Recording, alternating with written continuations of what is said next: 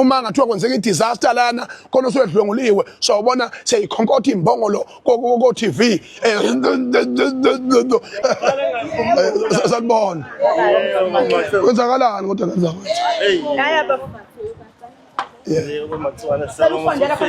kanjani baba sondela president imali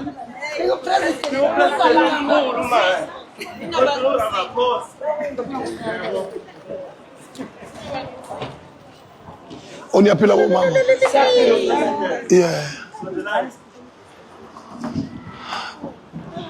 nganza ukuthi niyaphila kodwa ukubuza ngoba umuntu uyabuza nje ake ningibeke esithombeni kwenzakalani ngoba ngiyeza kuthiwa seninensukwana ningikhona ngapha phakade sihlangene la sinothisha abalapha kwezomntatha ukuthi wasila abangaqashekile silapha ngenhloso yokuthi silethe incwadi yemfundo kumqashi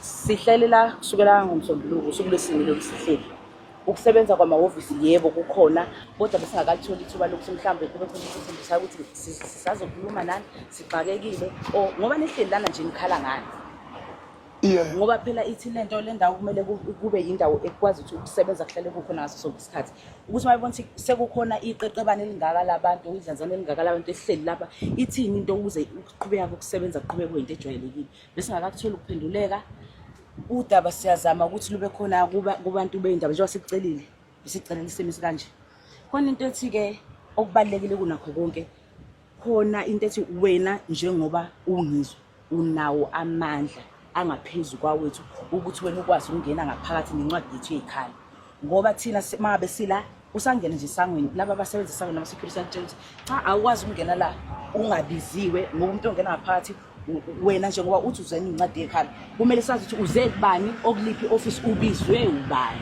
into ethi thina siqhinqile lapha asazi ukuthi siqhinqelini uma ngabe futhi ukuthi usiza sitholi sisayimsele nje ukuthi siqhubeke sihlale lapha kuzobe siyazi iningi leni ngabantu besifazane nilala mathuwa niyalala nje banqhinqile nje ukufika kwethu la besingenayo indawo yokulala kodwa ukhona udade wethu osisinikile ikamera elilodwa siyalishare sonke ukuhlala kwethu nje sihlala lapha ya sithi nikhempile nisesitelekeni nilwela amalungelo enu ngoba uhulumeni unayo imali ayichitha entweni engabalekile uhulumeni wethu ufile ngifuna ukunitshela nje iqiniso lokho lisho lodwa athi kubana ngasho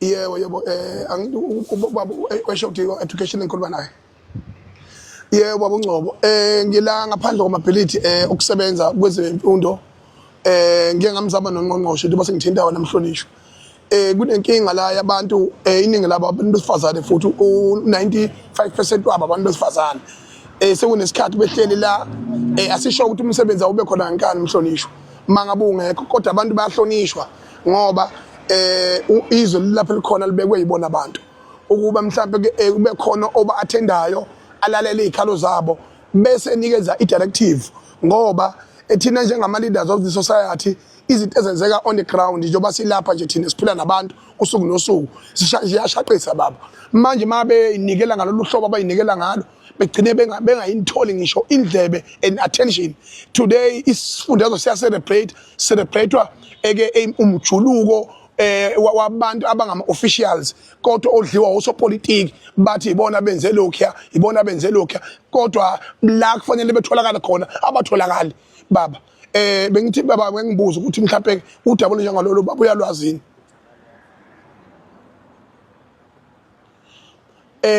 kunabantu abaningi la othisha abaqhinqela ngaphandle kwamahhovisi ezemfundo lapha kwaZulu-Natal abalethe izikhalazo zokusebenza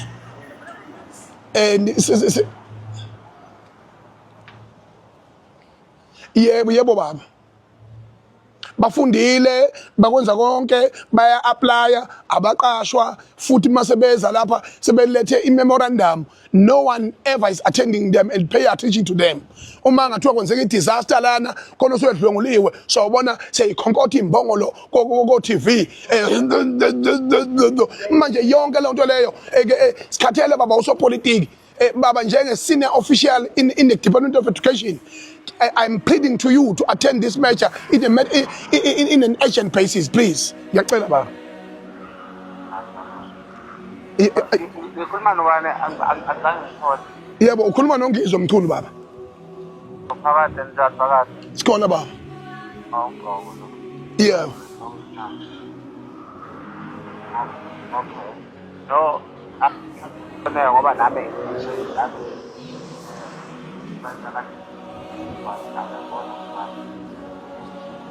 Yebo, ngiyacela baba nje sila eMaritzburg ngaphandle ko-Department of Education la ngiyacela nje umuntu osenior eze with education base akwazi ukumukela izikhalo zodadewethu nabafowethu asikwazi ukuthi singaba nezwe la ama-academics elele ngaphandle baba iviki neviki elele ngaphandle lokhu kuvulwa iy'kole we are busy focusing on other things leyo baba can never tolerate. Ngiyacela baba njengamanje baba umuntu osenior kwi-education eze la sikhulume naye sibone sifuna i-direction ngayo yonke lento lena. Yebo baba nami ngilindele la uzafika ngikhona.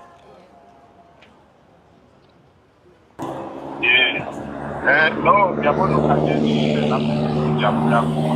Yeah. I-problem usiyahlangana nalabo thisha sesesahlangana nazo njengokuphela. Yeah. Problem uhlangana nabo usekureze nge-internship bacabanga ukuthi baze basuke bathi abathengisa sesadizaya uku-avoida ngoba bese nazi ukuthi senza ama-promises. Yeah. Ngiyabona ukuthi desperate anything you say ufuna ibaza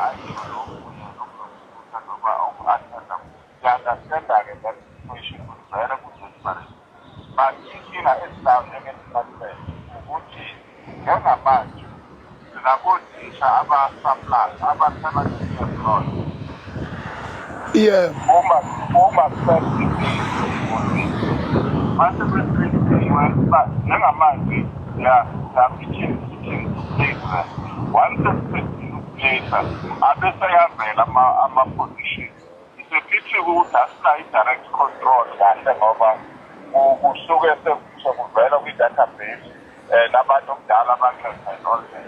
So but our problems bahlangana nabo agcina sebeba ne-hope ukuthi there is something that is going on when we know there are procedures okulandelela. Yabona baba kulokho ngicela ukuchitha baba i-human nature and the desperation should be combined as a cry out loud ukuthi uhlangane kangaki noma kawu-10 noma kangaki nabo abantu laba abavotayo abantu laba baba abadinga usizo abantu abahluphekile emakhaya abantu abanethemba kuhulumeni abamnikeza amandla. Ngakho-ke baba uma ngabe ngempela ungayeka abantu besifazane abawu-90% abagcelelana bekungahlanganwa nabo qualified teachers. Doesn't matter what you say, or they can overturn your expression. Kodwa ukuhlangana nabo kuyinto ebalekile uzwe izikhalo zabo ngoba lento lena ilungile baba okwangempela umhlonishwa okwangempela. Yabona nje baba Masuka ngifuna uqhamanga icala lele lenzala la even ku Human Rights Commission icala lele lenzakalayo abantu abalwa abanjani they are just sitting outside they are demanding the attention of the senior people in the Department of Education of KwaZulu-Natal. You just posted ukuthi sihambe phambili ezweni laseNingizimu Afrika kodwa manje ke mawubuyela phansi on the ground we don't see that. We don't see that. Ngoba baba ukuhlangana usuku nosuku baba ngeke baba yabona nje base ngizangafika lapha nje baba bengicela. Njengamanje we have about 3,000 permanent educators who are not yet appointed but who are still in place. It was massive in the process. Siyasakazela. Although not even direct, HR udila nendaba zokuqasha. Kodwa u-HR has been meeting with them several times. And where possible, abanye bakhona bagcine be-assistile. I-problem nje bakhona kakhulu ukuthi we will meet them today, uzabanye tomorrow, and all that. Ngomsebenzi okwazi ungenzeki ngoba because isimo se-desperate siyasa-understand. Kodwa-ke i-obligation yethu yokuqala njengamanje is to have people who are permanently serving in the system. We place and compete them. Once it's completed, then there's a process to deal with others. But ngizoyireza no-HR ngoba I think uChief Director of HR should be closer to the office. I-check ukuthi where are they so they can meet them. Bengicela baba ngoba nami sengisengafika lapho baba kuhle ukuthi sikhulume nani kahle simhloniphe ngaphambi ukuthi isimo siphume esandleni simhloniphe ngoba ngiyagcizelana namanje in a human nature umuntu uyahlonishwa baba mayikhala engonela ukuthi kodwa mama kuthiwa khona abayimoshayo la amaphoyisa azoba available nathi kuthiwa sisudlame olingenasidingo ekubeni bayalalelwa abantu lencazelo nje ichazela mina mfowethu ngangcobe uyichazela bona abantu aba-applyayo ngoba mina ngiyemthisha mina angaplayile mina. I'm just a normal citizen who happens to be a leader of the society. So when they're crying, their tears fall over me. I have to respond. Nihlulwa yini into esimple kanjalo baba ukuthi nikwazi ukubanakekela abantu akwazi nohulumeni omkhulu abe nepressure yokuthi ama unemployed graduates angakanani ahlele emakhaya alimele emphefumulweni angakwazi ukuqhubeka nempilo yawo baba kanti ngempela lelizwe where are we heading with this country? Can you please someone can attend this as a matter of urgency right now please? Check ngoba I'm not closer ngisefana njengamanje. Let me check ukuthi ukhona the-official yawa-HR eseduze. If engekho sesizo-arrangeka because I don't think kuneze kube nabanamanye ama-engagement ukuthi where are they. Mina njengamanje ngisebangeni I'm still very very far. Ngiyacela baba lokuthi kwenzeke baba ngoba nami ngizomalaza fike lo muntu ngoba yicala lelo ukuthi abantu besifazana bangalala kanjeni usuku nosuku kodwa abantu bagijima nothayi behle benyuka kube ngona amaphara ama highly qualified people yicala lelo baba ummiso namatshana yicala. I can never tolerate that. Please, I'm gonna wait for you please. I cannot guarantee where are they. Yebo ngicela njengamanje ubaba uyenze lo mzamo ngoba this is an emergency please bese ubuya kumina baba ngicela mhlonishwa ngiyacela baba ngencane na ngoba basuke bezingela iperfume uhulumeni wethu nesixhwaxhwa bazingela iperfume ezothi mayifuthile bese ethandwe abantu ngoba siphila under uhulumeni owenza inethiwa i-damage control more than 30 trillion owisho yilelizwe laseNingizimu Afrika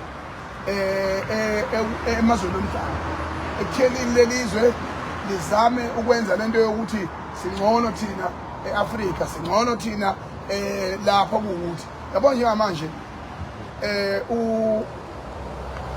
ngikhuluma noShawty laphambi kwenu ubaba uNgcobo wayesethi usemzimkhulu uthi sisemzimkhulu udeploye khona ngakhuluma no baba wasithi umuntu o-responsible kakhulu kule portfolio ubaba ubani na advocate Bheki Masuku yabona uMasuku niyamazi nani yona mbongolo ke lena enqondene nayo phansi koMasuku phansi koMasuku phansi uMasuku lo wenza corruption elamabhilidi lawa ngibona nje manje la kunuka uthufi la ngaphakathi akunamanzi ulebhu uvalile umasipala uvalile uhulumeni wethu ufihlile ezithaye ezenzakalayo njoba ngidila nani nje lapha nilwela amalungelo enu okusebenza kwenu uma niphenduka niba wamahosha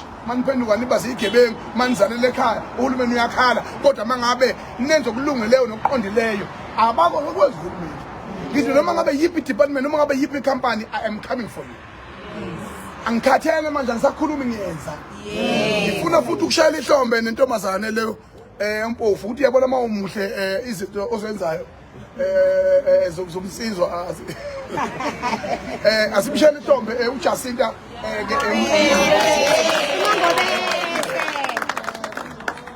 uma ngobese ukliye lento ayikhulumayo enisonke siyayikhuluma phela inamakhoda alukhuni ekufuneka guquka mina kangisondele entweni bese ingabi nawo umphumela ofanele angisondele entweni okuzokuthwe asijikele ngalesikhulu yayizwa lo ngoba la inkinga lelizwe lethu iyodwa kuphela lezoxazulula lento eshiwo uMangobese nengizithini ukuthi kushintshe uhulumeni finish yebo ngoba sikhuluma ngabantu athi abahamba bokufika ushiya isebenzi abelusi abantu abalusi inkomo zakhe abantu bokufika yebo abantu abamphekela abantu bokufika onena abantu bokufika imoto yakhe ikhenikho abantu bokufika abanganamaphepha bonke labo bantu eke abantu abagcwele imingcele abangena eSouth Africa ama agent abo abantu base South Africa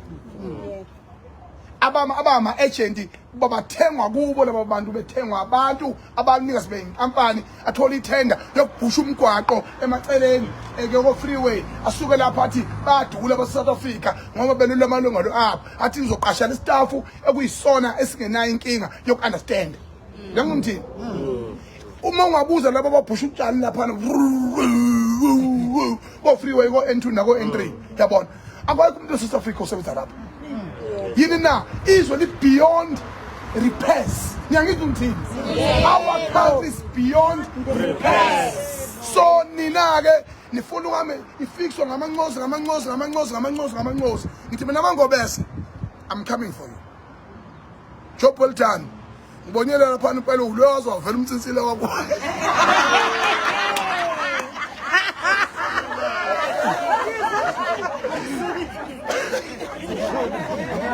Mangobese phambili well done Mangobese enye into ke ebalekile ukuthi afuneki siyincuze yabona abantu abamnyama banesifo songakwazi ukuhlangana yebo njengamanje masifuna lento esifuna ukuthi yenzeke asihlangana ngamabomu nje amen uyazi ihlakaniphi ezu100 ziyehlulwa ziphukuphuku ezu10 mayihlangene amen unity is power yebo sihlulwa maza aphuwa le country rich yabona lezi mpongolo to ama Nigerian ikhoma zeyisa kodwa mangabuka izwe labo lifile baqhoma ngeze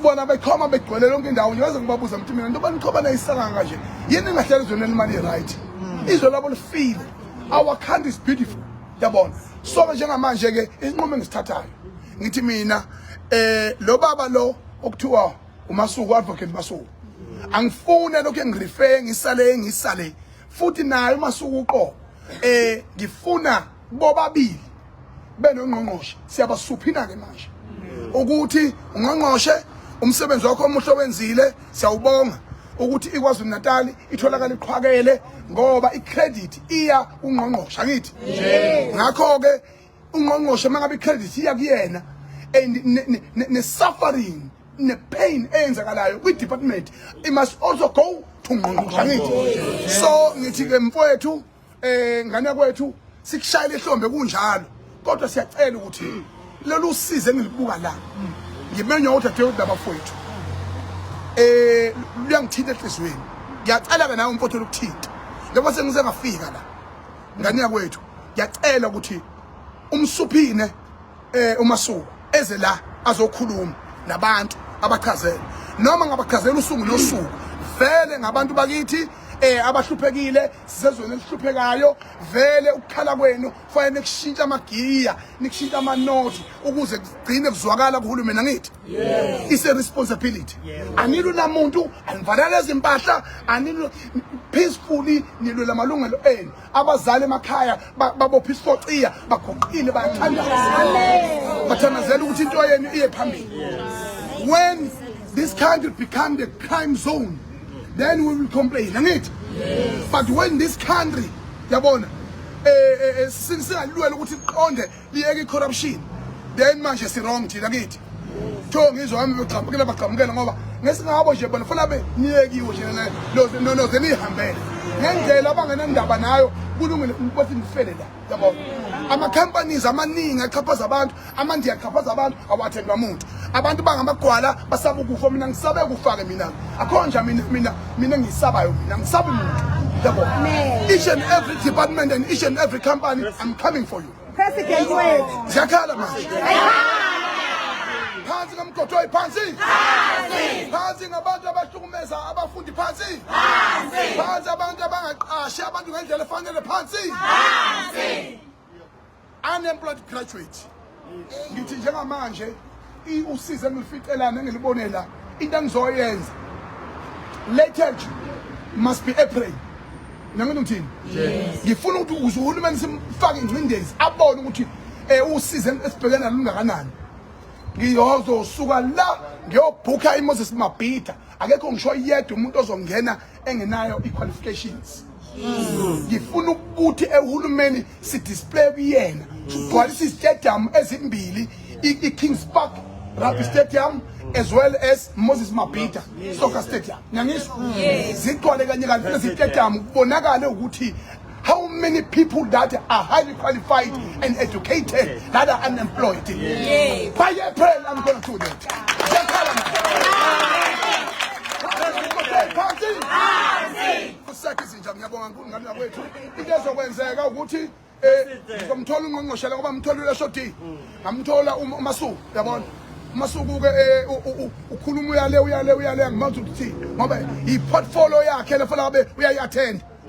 So by tomorrow, I promise you ukuthi ungqongqoshe ngizomthola. Ngicela ungqongqoshe ke ungathi ugiye esigcawini uyithele ngodaba. Ngiyacela mfowethu, ngiyacela mntaka baba, attend this. This is a serious matter. This is an urgent matter. Must be attended. MEC Hlomuka eKwaZulu Natal, you have done well. You are the leader. Take the bullet and take the victory. Siyakhala manje.